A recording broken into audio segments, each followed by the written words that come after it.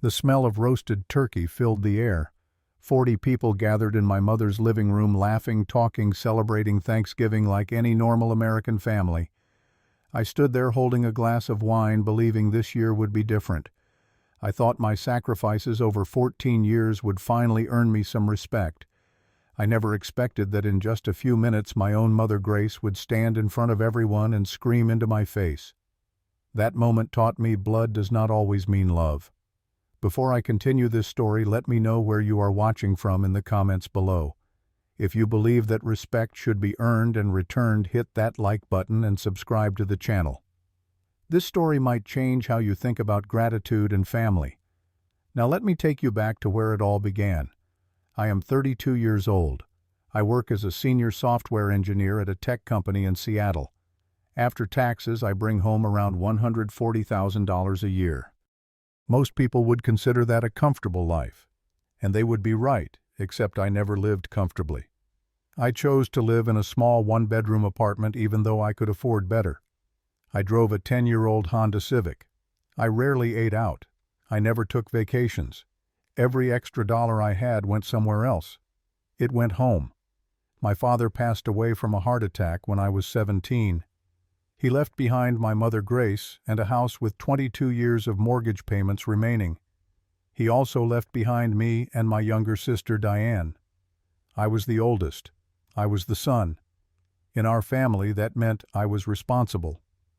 From the day I turned 18, I worked 3 jobs while attending college. Scholarships covered part of my tuition. The rest came from late nights at a warehouse, early mornings at a coffee shop, and weekends delivering pizzas.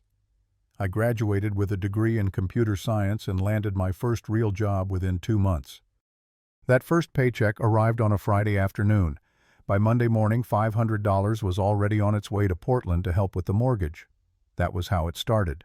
500 became 800. 800 became 1,000. By the time I turned 25, I was sending $1,200 every single month just for the mortgage. But that was never enough. The house needed a new roof when I was 26. $14,000. I paid it. The heating system broke down when I was 28. $8,000. I paid that too. My sister Diane wanted a big wedding when she turned 25. She asked me for help. I gave her $20,000. She promised to pay it back. She never did. Her husband Kevin wanted to open an auto repair shop. He needed startup capital. I loaned him $15,000. The shop closed after 8 months. The money disappeared with it. When my mother's car broke down beyond repair, I bought her a new one. $32,000. I never kept track of the exact numbers until much later. When I finally did the math, I realized I had given my family over $250,000 in 14 years. $250,000. Enough for a down payment on a nice house. Enough to retire 10 years early. Enough to change my entire life. But I did not see it that way back then. I saw it as duty. I saw it as love. I saw it as what a good son and brother should do. The first crack appeared about 6 months before that Thanksgiving. I called my mother to share some good news. I had been promoted to senior engineer. It was a big deal for me. More money, more responsibility, more recognition. I expected her to be proud. Grace listened quietly as I told her the news. When I finished, there was a pause. Then she asked, "So, how much more can you send each month now?" No congratulations. No pride in her voice. Just a calculation about what my success meant for her wallet. I told myself she was just worried about finances. I told myself she did not mean it the way it sounded. I made excuses for her because that was what I had always done.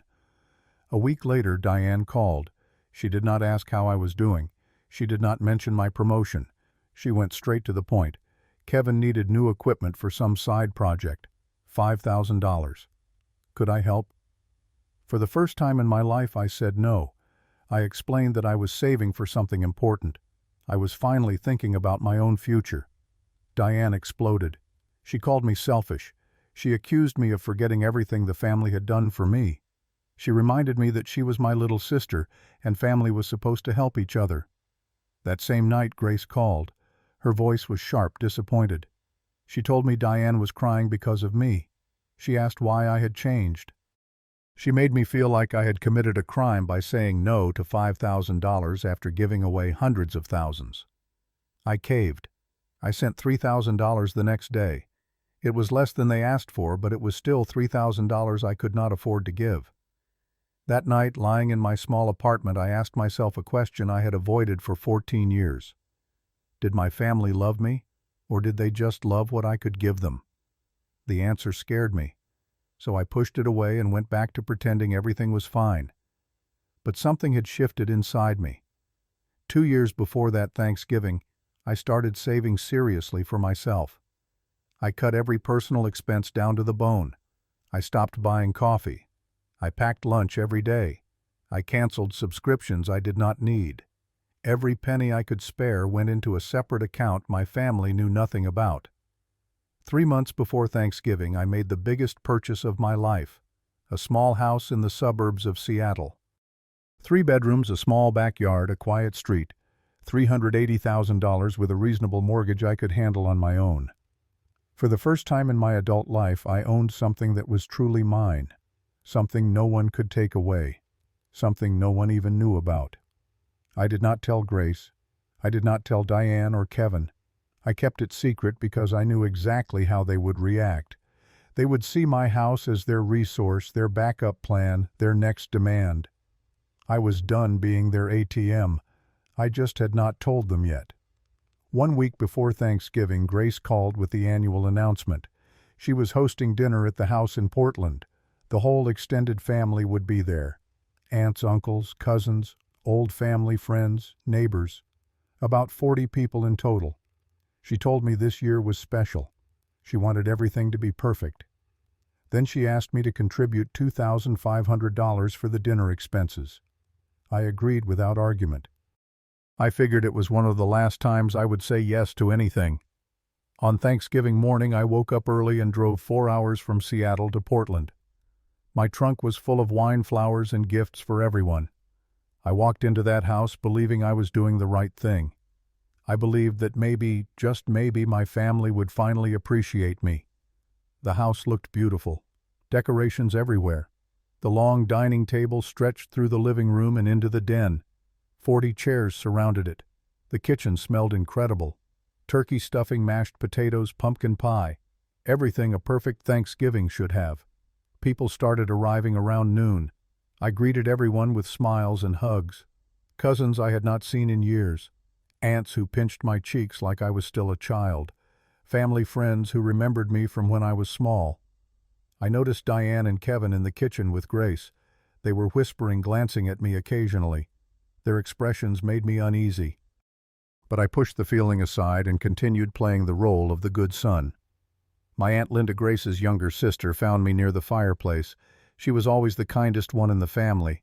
She asked about my job, my life in Seattle, whether I was seeing anyone. Then she said something that caught me off guard.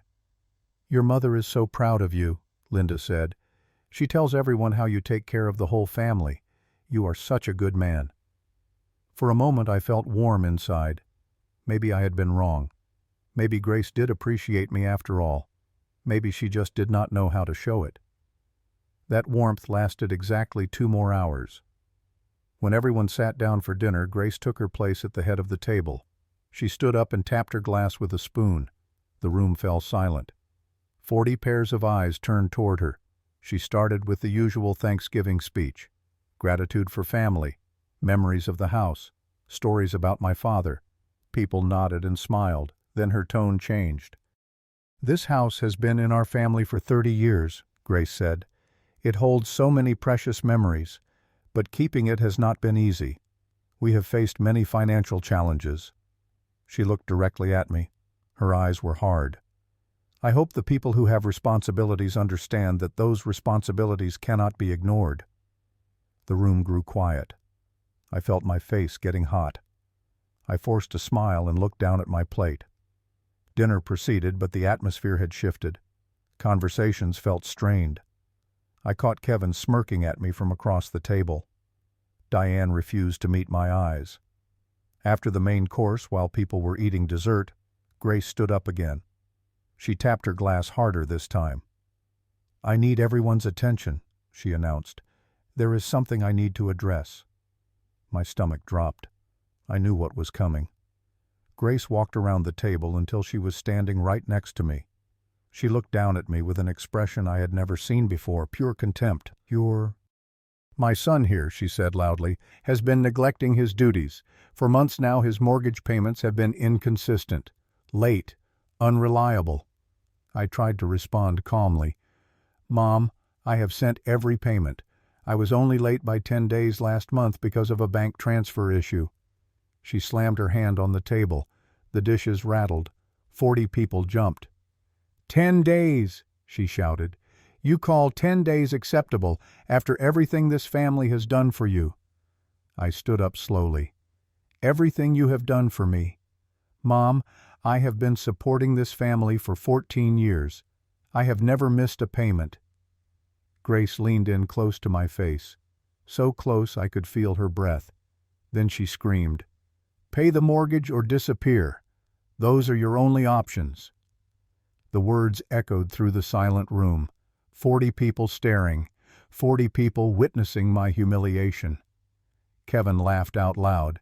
He leaned back in his chair with a satisfied grin. "Yeah, let us see how you survive," he called out. "You have nothing without this family. Nothing." I looked around the room. At my Aunt Linda, frozen in shock. At Uncle Robert, the man I had loaned $5,000 to last year for car repairs. He looked away. At my cousin Amanda, whose final semester of college I had paid for. She pretended to check her phone. Not one person spoke up. Not one person defended me. 14 years of sacrifice, and in my moment of need I stood completely alone. The pain I felt was not from my mother's words. It was from the silence. The deafening, damning silence of everyone I had ever helped. I took a deep breath. The deepest breath of my life. Then I stood up from my chair. Slowly. Deliberately. I did not yell. I did not cry. I did not beg. I looked my mother straight in the eyes and spoke in a voice so calm it surprised even me. "You want me to disappear? Fine. I will disappear." Grace blinked. Whatever reaction she expected, this was not it. Kevin laughed again. "What are you going to do? Sleep in your car?" I ignored him. I reached into my pocket and pulled out my phone. I opened the photo gallery and scrolled to a picture of a house. A beautiful little house with a green lawn and a white fence. I held the phone up to Grace's face. "This is my house," I said. "I bought it 3 months ago, in Seattle, with my own money." Grace's eyes went wide. Her mouth opened, but no sound came out. How do you have money for a house?" she finally stammered. I put the phone back in my pocket. "Because for 14 years, even while I gave almost everything to you, I saved a little for myself. Just a little. Every month. It is called self-respect. You should try it sometime." Kevin jumped to his feet. "You have been hiding money from your own family. Are you serious right now?" I turned to face him. "Hiding? I gave you $15,000 to start your repair shop. How much of that have you paid back?" Kevin's face went red. He said nothing. I turned to Diane. "I gave you $20,000 for your wedding. Have you ever even said thank you?" Diane opened her mouth, then closed it again. I addressed the entire room. "Let me break down the numbers for everyone. 14,000 for the roof, 8,000 for the heating system, 32,000 for Mom's car, 20,000 for the wedding, 15,000 for Kevin's failed business, 1,200 every month for 14 years in mortgage payments. That is over $250,000. I paused to let the number sink in. $250,000. And what did I get in return, screamed at in front of 40 people because one payment was 10 days late? Grace's voice trembled.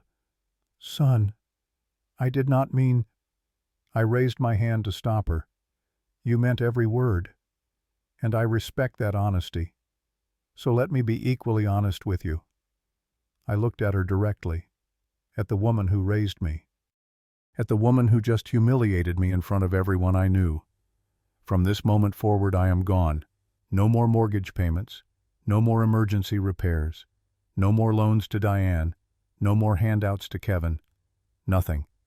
Not a single dollar from me will ever come to this family again. I grabbed my coat from the back of my chair.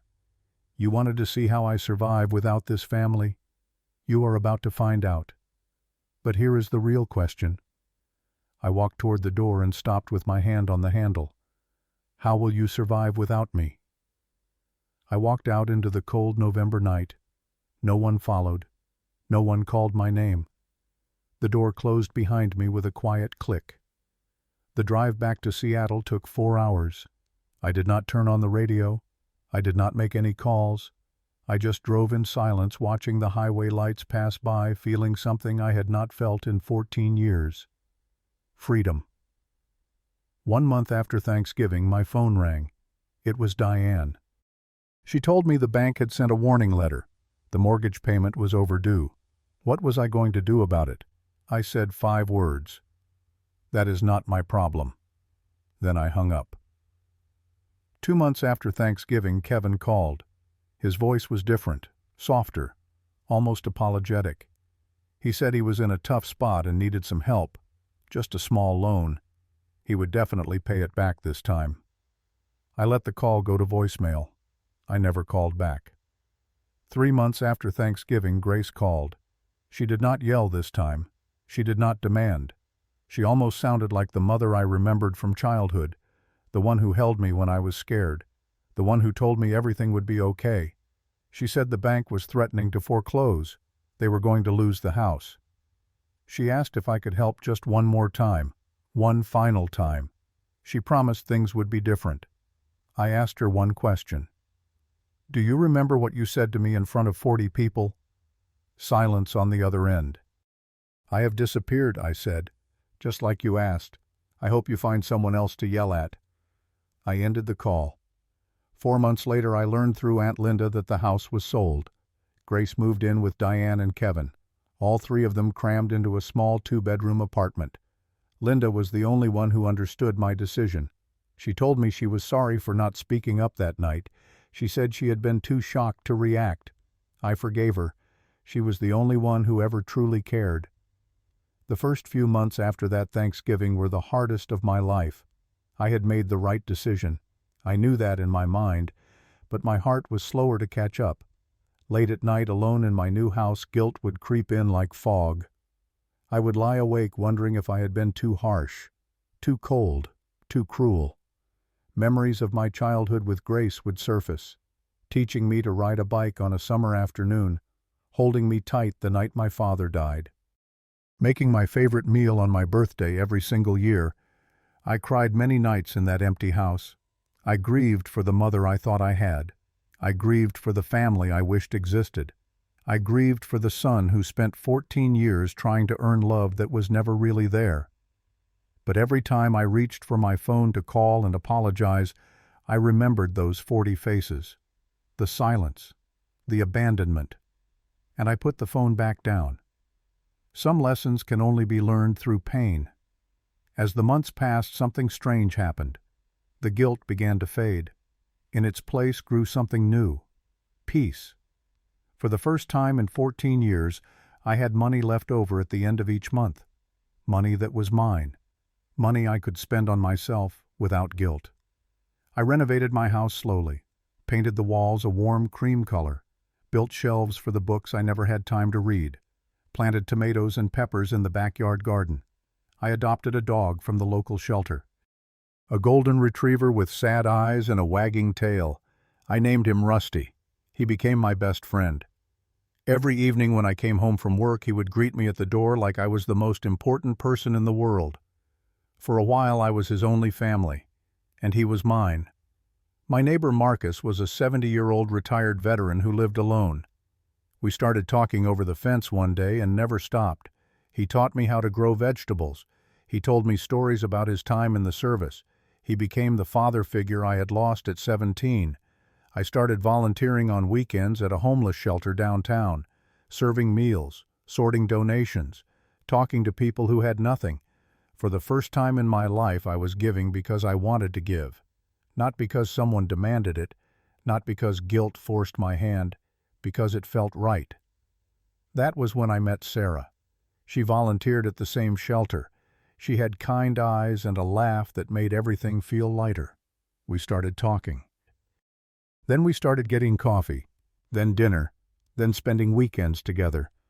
When I finally told her about my family, about Thanksgiving, about everything, she did not judge me. She listened. She understood. "You cannot pour from an empty cup," she said. "You spent 14 years pouring everything you had into people who only wanted more. You did what you had to do to survive." 1 year after that terrible Thanksgiving, my life looked nothing like before. I had been promoted again. My income increased by $30,000. But more importantly, I had something money could never buy. I had peace. My house was no longer empty. Rusty's toys scattered across the floor, Sarah's laughter echoing from the kitchen, Marcus coming over for Sunday dinners, friends from the shelter stopping by for barbecues in the backyard. This was family, not the one I was born into, the one I chose, the one that chose me back. I do not hate Grace. I do not hate Diane or Kevin. Hate takes too much energy. Energy I would rather spend on the people who actually care about me. My family taught me something no university course ever could. They taught me that love without respect is not love. It is exploitation. They taught me that blood does not automatically mean loyalty. They taught me that sometimes walking away from the people who hurt you is the only way to find the people who will heal you. If you are watching this and you see yourself in my story, I want you to know something. Setting boundaries is not selfish. It is survival. Saying no to people who only take is not cruel. It is necessary. Choosing yourself after years of choosing everyone else is not betrayal. It is the first step toward actually living. The question I want to leave you with is this: are the people in your life treating you like family, or are they just treating you like a resource? Think about it. Really think. And if you found value in this story, I would love to hear your thoughts. Drop a comment below and tell me what you would have done in my situation. Would you have stayed silent? Would you have walked away sooner? I want to know. If this story touched you, please hit that like button. It helps more than you know. And if you want to hear more stories like this, make sure you subscribe and turn on notifications so you never miss an upload. Share this video with someone who needs to hear it, someone who might be giving too much to people who give nothing back. Thank you for watching. Thank you for listening. And remember, you deserve to be loved for who you are, not for what you can provide. Take care of yourself. I will see you in the next one.